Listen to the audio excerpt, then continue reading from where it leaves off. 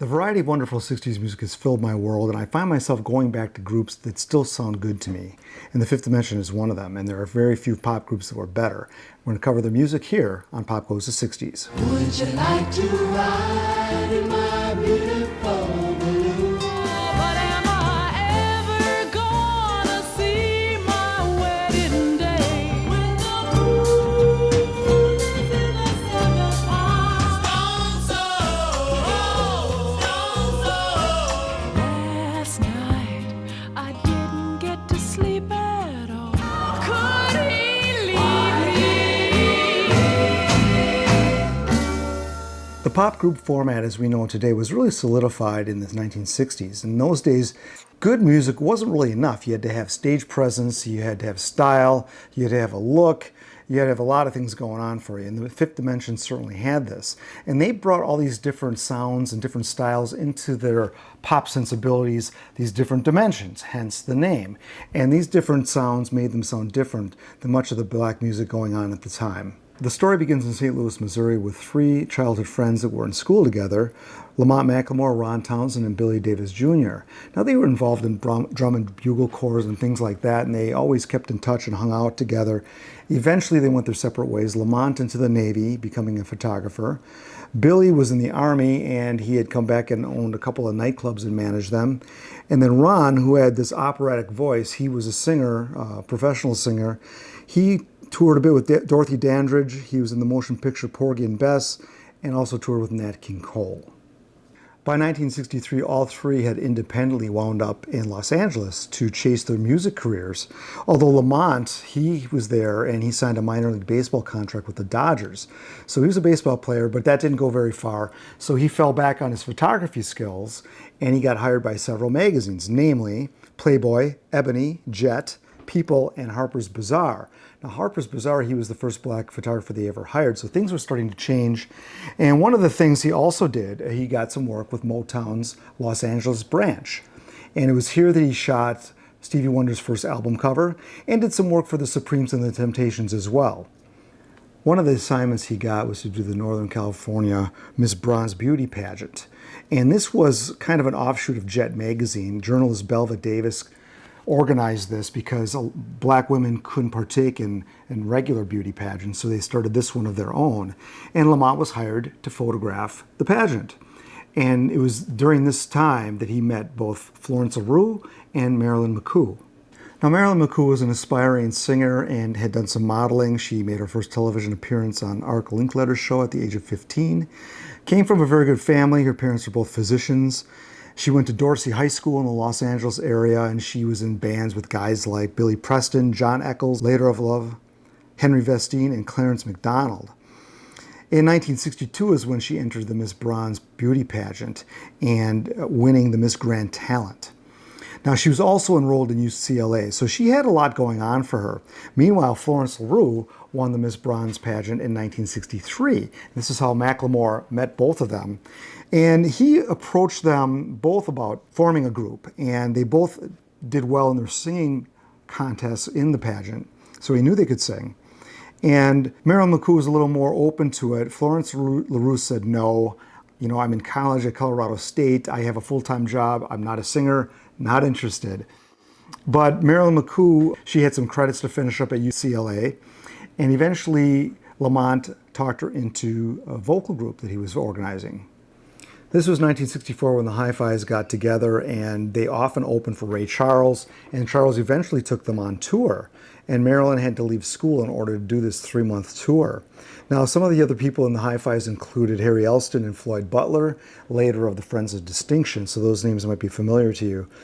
And Ron Townsend was in the picture a little bit at this time, but he said, you guys aren't going anywhere. And this whole jazz direction was not very popular, so they weren't making any money. So that ended. Now, by 1965, Lamont McLemore was still determined to put together a singing group, and he realized that, hey, pop is the direction to go. And he had Ron on his side, and by this time, Billy Davis Jr. was in Los Angeles, and Billy came out and contacted Lamont because he knew Lamont worked for Motown and said, hey, can you set me up? I'm looking to break in as a singer. Now, Billy Davis Jr. had more of a gospel-y background, and he sang in churches a lot, and he kind of fit that Motown mold a little bit more. So they decided to form the Versatiles in the meantime while Billy was trying to get his solo deal, his solo career going. Marilyn McCoo was on board already, so the last thing to do was to get another female singer. So Lamont approached Florence LaRue again and basically talked her into joining the group, the Versatiles. Because of Lamont's connections, he organized them to do a demo, and he presented it to the guy heading up the Los Angeles branch of Motown. His name is Mark Gordon. And Gordon was the perfect guy to approach because he had just left Motown and was looking to produce on his own. And he left Motown on good terms, and he had an interest in also managing the Versatiles as well. Mark Gordon was a young guy who also was having some success, and between 1962 and 65, Gordon had collaborated on records with Little Stevie Wonder and Brenda Holloway. He produced albums by Marvin Gaye and the Supremes, and he managed many of the acts that he recorded. And it wasn't long before the Versatiles recorded one of Mark Gordon's songs. You're good enough for me. You may not have any school book. This song, like a lot of other Mark Gordon songs, was in the Motown mold, but it was just enough, or just good enough, that it caught the attention of Johnny Rivers. Now, Johnny Rivers, who had had some hits of his own, he was starting a new record label, and he needed acts for the label. So that's how he approached Mark Gordon, because he was interested in the Versatiles. Soul City Records was founded in 1966 by Johnny Rivers, and it was distributed by Liberty Records. And, you know, Rivers was a hot performer on the Sunset Strip in 64 and 65, so he had some clout in the area, and he had some recent hits, Poor Side of Town and Secret Agent Man. So the Versatiles was one of the first acts he signed to his new label. Now, one of the first things they did when they signed with Soul City was to change their name. Their name, they knew they had to change it. Johnny Rivers suggested, and Mark Gordon was trying to get them to change their name anyway. And Ron came up with the name of the Fifth Dimension. And because each of the five brought in a different dimension to the band. I had mentioned earlier Billy Davis Jr. with his gospel. Ron had an operatic voice. He had a very strong voice. Marilyn McCoo was more the torch song singer, and the other two sang pop and jazz. So there was a lot going on here that they could bring to the overall sound. So let's go through the members here. We've got Lamont on baritone vocals, Billy on tenor, Ron also on tenor. Marilyn was a soprano register, and she had a background playing piano, and then Florence was an alto singer, and her background, she played many years playing violin. So they had a musical background, but in this case, they were just going to be vocalists. Now, just getting started, they all still retained their day jobs and would play clubs on the weekends. And they played clubs like Maverick Flat, Guys and Dolls, which was a billiard parlor. And they were also rehearsing a lot on their own and trying to do a little recording when Mark Gordon could arrange it. But basically, the club dates were, they only made enough money to pay the musicians that backed them up. As they honed their sound, Mark Gordon realized they had to sound different than the other black groups. And I think Mark Gordon had a little sense of competition here with Motown, and he didn't want them to sound like Motown. So the first single that they released under the Fifth Dimension name was this one. I'll be loving you forever, my darling. We'll be breaking up now, my darling. I'll Be Loving You Forever did not chart, but this is one of Willie Hutch's early recordings, one of his early songs, and he was a young fledgling writer for Soul City Records here. And this song still sounds pretty Motown-y to me. I think that has to do with Billy Davis's kind of over-the-top gospel-y delivery. So they tried other directions as well.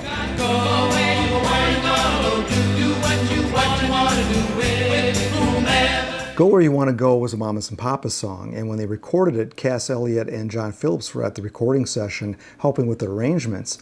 And this was a song that Johnny Rivers thought would definitely be a hit. Now this sounded maybe a little too much like the Mamas and Papas, and they tried another song that was a Steve Barry, P.F. Sloan song called Another Day, Another Heartache. Another day, another heartache. Sometimes you just don't bring it out of bed. Now they were getting a little closer on their sound, but what really was the game changer is when Mark Gordon brought in a young writer named Jimmy Webb. Now Webb had worked, he was employed by Motown on the publishing side of their business, and Mark Gordon knew him and had heard some of his songs, brought him in, and also brought in Bones Howe as engineer. And that's when they really started to make progress. Up and away, my little Up, Up, and Away became a runaway smash hit, and the group thought of it more as an album cut. They didn't think it would be a hit song. They thought maybe it was too delicate or too pretty, but it hit number 7 on the pop charts, number 9 on the adult contemporary charts, and this was their third single. And this really steered them in the direction of what they've discovered was their sound. So the third single was The Charm, and that song won 5 Grammys. Record of the Year, Song of the Year, Best Pop Performance, Best Contemporary Song. I think the 6th Grammy was Writer as well for Jimmy Webb. So it was one of those songs that just took everybody by surprise. But that became the basis for doing this album, which is named Up, Up, and Away. And it's still pushing Go Where You Want to Go, which was a hit single. Now, the next 2 songs I'm going to play for you were 2 other Willie Hutch songs. I guess I'll learn how to fly. I guess I'll learn. That's the only way. California, my way. Any day. Now, this was Willie Hutch's first real success. He later did work with the Jackson 5, Marvin Gaye. He had his own success later in the 70s. Now, the rest of this album is made up of a few other Jimmy Webb songs. Now, Webb was young, and he was still kind of honing his craft. And some of these songs that are built around Lost Love didn't quite work as well as Up, Up, and Away. Which way to go? That's all. Never be, I'll never be the same. Rosecrans Boulevard, stop your calling me. Looking to flesh out the album, they covered these songs as well. You look to me like misty roses to the far side of town. Now, those songs were by Tim Hardin and Johnny Rivers, respectively. And one of the things that Mark Gordon, he wanted the band to sound different than other black artists of the day, but he also wanted them to look different. So they were starting to dress in very hip mod clothing, mod meaning the US version of mod. That made them stand out from a lot of the black acts, which usually dressed in matching suits. Now, those mod clothes really helped them in their television appearances and made them stand out. And I think that their personalities were allowed to come through a little bit more. And because they didn't have to all look the same and dance the same, that was one of the things. And they started to get a lot of TV appearances because Up, Up, and Away was such a runaway hit. And it was perfect for a TV audience. You know, it wasn't too hard. It's something that the parents would like. They were also invited to the Magic Mountain Fantasy Fair Music Festival in Northern California, which was a couple weeks before the Monterey Pop Festival. So they were starting to get invited to these things and they were recognized. And at that particular show, they got a standing ovation after their set. So Up, Up, and Away hit number 8 on the album chart. And this was released in May, so just before Sgt. Pepper. And the runaway success of the single made for all the success that followed. And the group wasn't the only one basking in the limelight, but Jimmy Webb was now some of the hottest property out there. So for their next album, Jimmy Webb was given carte blanche to write the entire thing, and that is The Magic Garden. So expectations were very high with this record, and Johnny Rivers and Mark Gordon stepped back from their production role on the first album and allowed Bones Howe to take over the production reins. Now, Bones Howe had just produced Inside Out by the Association, which rendered the #1 hit Windy and the #3 mega hit Never My Love. Here inside my paper cup, everything is looking up. No one comes in, no one goes out.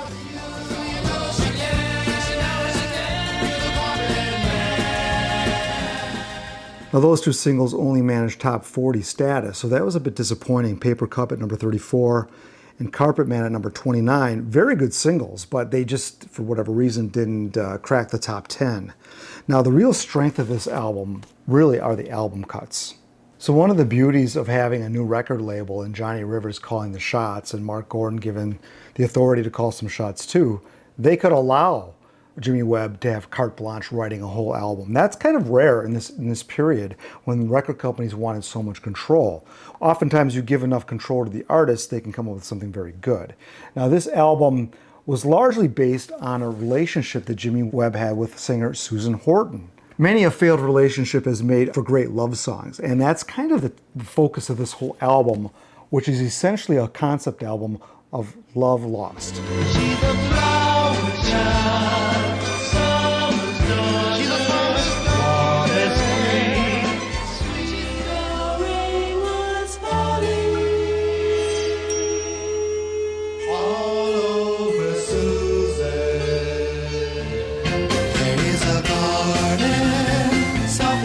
shadow of a butterfly in life. This is a great album, and there's a couple other songs in here that could have been released as singles that were not. If he hasn't changed his number, Hasn't changed his number.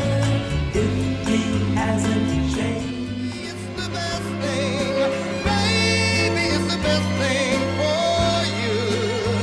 But it's the worst that could happen. There is one song on here that doesn't fit. It's the Beatles cover, Ticket to Ride, which was actually recorded for the first album, and it was added to The Magic Garden, and making it the only song to be a non-Jimmy Webb song. Now this album is a much stronger album than the first. It just lacks that huge hit single. And this only charted at number 105, so it was a big disappointment. And it is a legitimate concept album, though it never really gets credit for it. I mean, it's this lost love theme, which you would think would be rather popular in 1967. This came out in December, by the way. And it just, for whatever reason, it didn't have the singles to push it further, I think is the issue. Now, one of the things that made it even worse, adding insult to injury, is the group was often thought of as a white group. So I guess by people who didn't have a television set, because they were getting a lot of television bookings, but they did sound white, and this was becoming a problem for the band. And Mark Gordon certainly achieved what he set out to. I'm going to make a group sound not like a lot of the other black groups, which he did achieve. The problem was they sounded a little too white to some black folks. According to Lamont McLemore, the group was actually boycotted and picketed at a black college. The college had requested a black group to come and perform, and they booked the Fifth Dimension. And the student union was behind this boycott. And the group thought that when they got there, they were picketing the war or something, but they were picketing the group. So this really frosted them, and they said, okay, let's have a sit down. And they met with the student council. Lamont McLemore said, so what's the issue here? And right away the student council backed down and said, hey, we don't mean to disrespect you. We just were looking something for a little more soulful. And McLemore says, well, have you ever seen or heard our shows? And they said, well, no. So the show did go on, and all the members of the student union got tickets to the show, and the Fifth Dimension completely won them over. But this is just the type of prejudice the group had to deal with, even from their own kind. You may be wondering which black college this was. Well, Lamont McLemore doesn't disclose that in his book. He's very diplomatic and he's a gentleman, so he doesn't let that loose. But this was an issue, and they up to this point, they had never had any of their singles charting on the R&B charts, which is a little bit unusual. So they were looking for a song that was a little funkier and a little more rhythm and blues for their next single. Now what the group came upon was a song called Stone Soul Picnic, which was the perfect song they were looking for.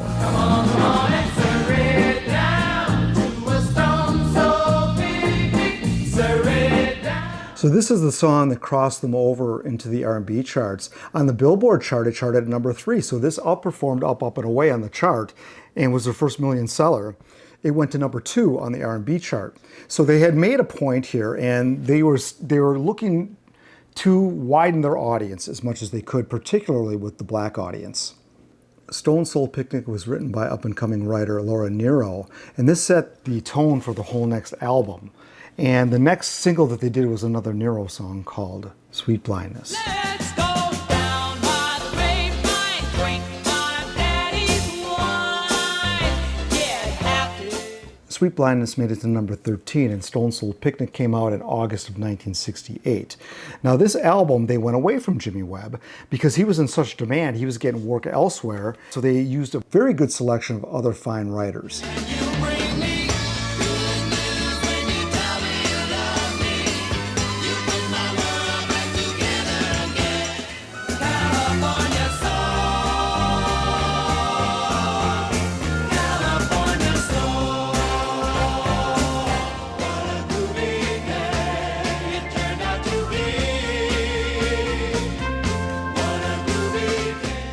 Good News was written by the Adrisi brothers, California Soul by Ashford and Simpson, one of their early tracks. And one Jimmy Webb song did sneak on here, and that's the 11th song, What a Groovy Day. All great songs. So the third single was California Soul, and that hit number 25 on the chart. With Jimmy Webb unavailable, Bones Howe brought over Jeff Comenor to provide more songs. I let the sea take me places I never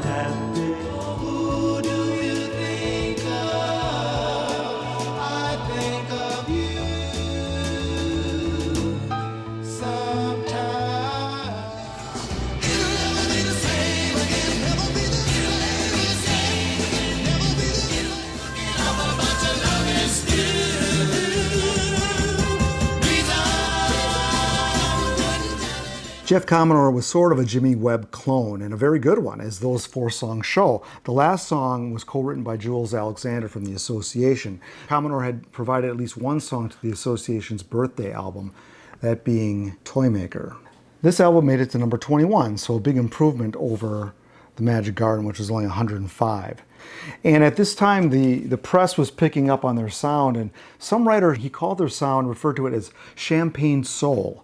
And this is kind of a name that stuck for them. And what that meant was basically a sophisticated pop soul that would mix gospel, psychedelia, Broadway, a dash of torch, and a dose of jazz, culminating, I guess, what you would call a very American sound.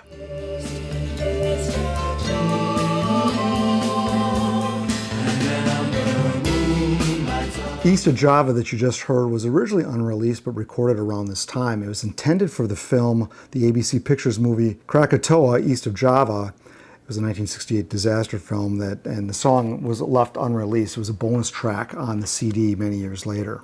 Now, one of the things I had mentioned earlier about the very best pop groups of the 60s had more than just music. Well, the Fifth Dimension certainly had more.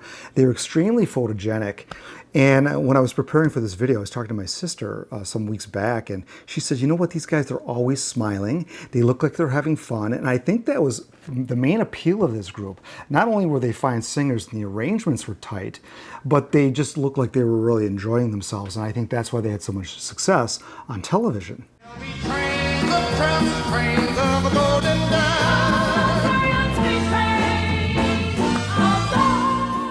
Now, one thing I do want to bring up here is the designer for their clothing. That was Boyd Clopton. Now, he chose to go a route that had coordinating colors and coordinating styles, but each member got to design their own outfit. So they all coordinated, but each outfit was made to that person and to their style and whatever suited their personality. So I think this is one of the things that made them different than a lot of the black groups that wore matching suits or had matching dance steps and that type of thing. These guys had a much looser, more casual approach. The way they were even on stage, where they would stand and move around to different microphones and things like that, that all made it very casual. I think just made them much more approachable. The image they projected was not only wholesome but joyful, so they were very hot on the concert circuit. They were playing lots of high-profile gigs, and they also were doing commercials for products. Chevrolet introduces 1969. Chevrolet introduces 1969. Move along with Impala by Chevrolet. Impala, where the smoothness is. Impala, where the quiet is. Move along with Chevrolet.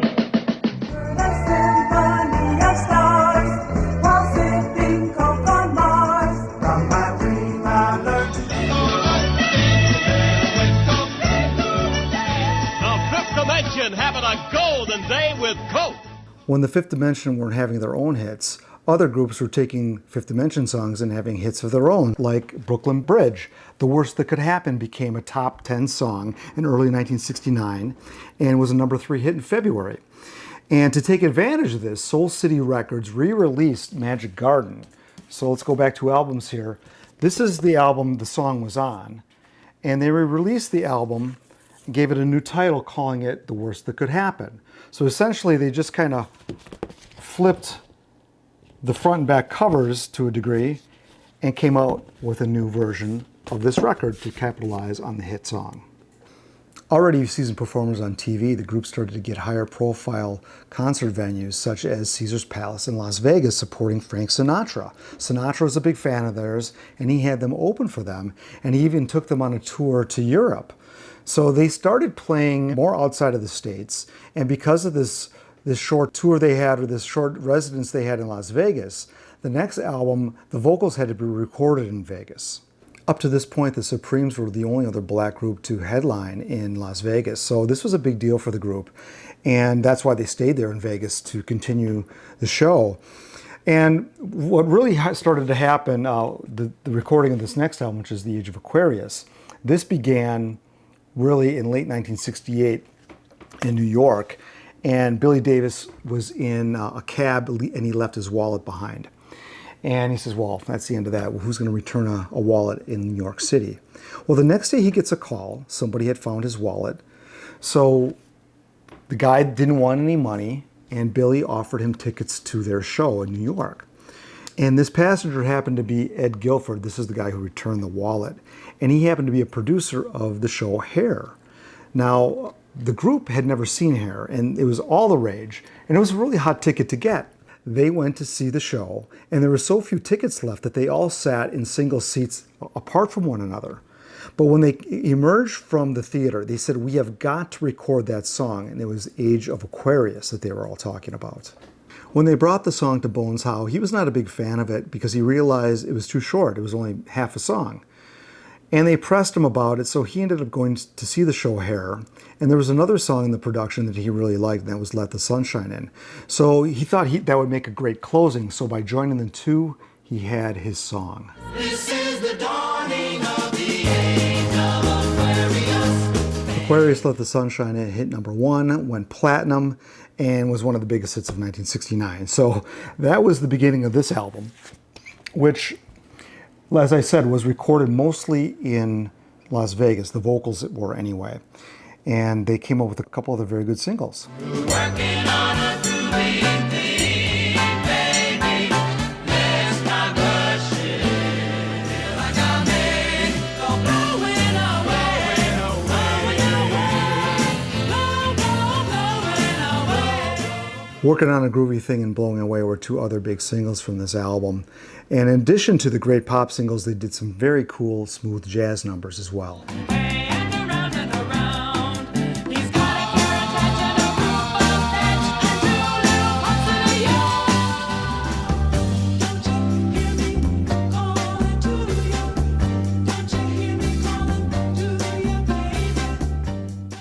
Now, with all of these high-profile concerts they're doing in Vegas and headlining Caesar's Palace and all this stuff, these TV appearances, I mean, they're working hard. And I think they took their eye off the prize on this album. I think this is their weakest of the first 4 albums, and they have some pretty weak covers on this record.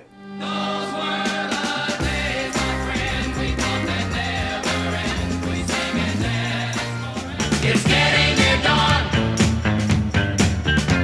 When life throws a tired eye.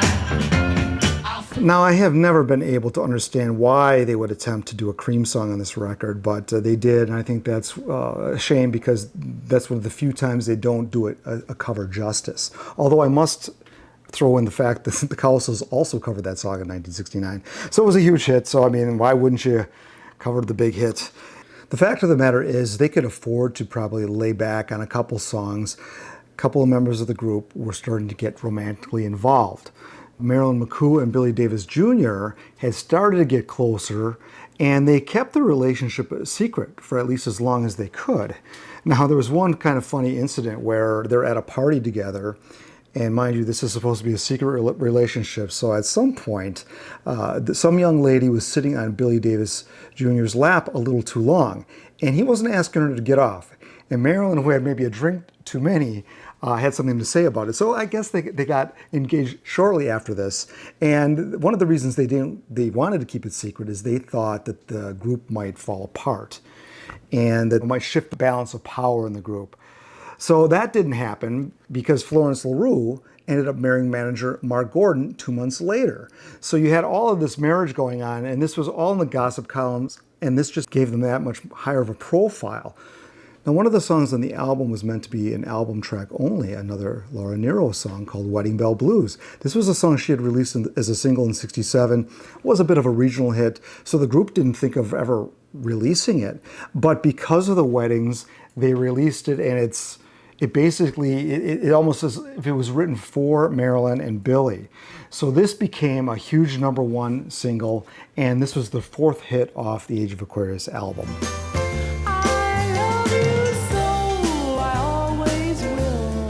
Florence and Mark were married on September 14th, so this all happened in a very short span.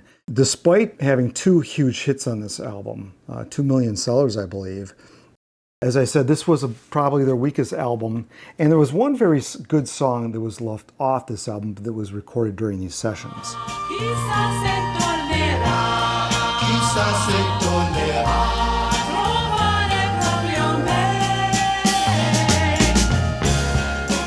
Chissà se tornerà was an Italian song that basically showed how well they could cover other songs, different languages, and just make them beautiful. Now that's a favorite album cut of mine that is only available, I believe, on the CD version of Age of Aquarius. So you might want to check that out if you can find it. Now through all these records I played so far, or all the songs I played, generally the cream of the crop of the session players in Los Angeles were being used to record this. Some of the guys being used were Jimmy Webb and Johnny Rivers, P.F. Sloan, in addition to some of the regulars like Tommy Tedesco, Mike Deasy, Al Casey on guitars, Joe Osborne on bass, Hal Blaine on drums, Larry Knechtel keys, and Larry Bunker on various instruments. So those were the main players on these records, and they all have a very consistent sound. We're in the summer of 1969 here, and Age of Aquarius, the album, hit number 2. So this was a huge hit album, and the band was obviously making great strides with all these different venues. Well, one area they still were working on was the black audience, and they were invited to perform at the Harlem Cultural Festival Summer Concert Series in 1969. And the group had never played Harlem before. They never played the Apollo. So this was kind of a big deal for them. And this summer series it was 6 shows, Sunday afternoons, end of June to like middle of August or end of August, roughly. And they had some very top performers like Stevie Wonder, the Staple Singers, Nina Simone, David Ruffin, and the very first week was the Fifth Dimension. According to some of the interviews they gave in later years, I think this was the first concert they gave to basically an all-black audience, and they really made it count. The Harlem Cultural Festival of 1969 was filmed, and it can be seen on The Summer of Soul, also titled The Summer of Soul, or When the Revolution Could Not Be Televised.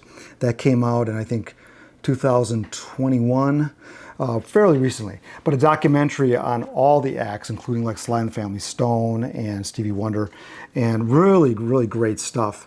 The subtitle, When the Revolution Could Not Be Televised, gives the impression that none of this was ever shown. Well, that's not true. CBS broadcast a 1-hour special on July 28, 1969 that featured the Fifth Dimension and the Chambers Brothers. And there was a second hour-long special following on September 16th on ABC, which featured Mahalia Jackson, the Staple Singers, and the Reverend Jesse Jackson. Not a bad way to finish off 1969, but the next decade would offer some challenges for the group, and we're going to go into all those in part 2 here on Pop Goes the 60s.